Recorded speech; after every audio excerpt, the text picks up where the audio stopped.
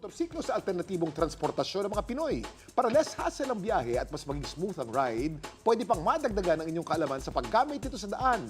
Yan ang kwentong kalye ni JM Encinas. JM!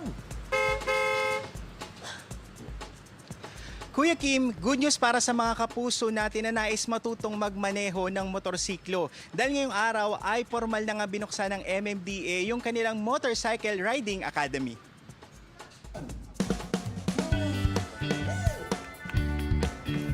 Isang libreng training program para sa motorcycle riders. Dito ay binibigyan ng riders ng basic information para sa ligtas na pagpapatakbo ng motorsiklo.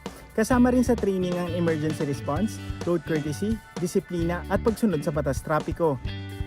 Siguro po yung ating mga kababayan, lalo na yung tinatawag nila mga kamote, motorcycle riders, ay hindi naman po talaga walang disiplina, kundi kulang lamang sa kaalaman at edukasyon sa tamang paggamit ng daan, sa traffic rules and regulation, at ganun din po yung proper driving skills.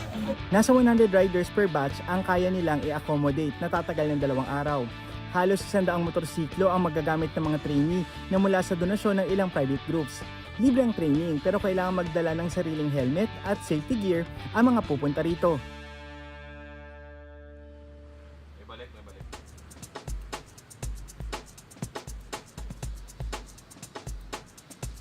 Live mula dito sa Pasig City, ako si JM Encinas at yan ang kwentong kalyeng dapat alam mo. Kuya Kim?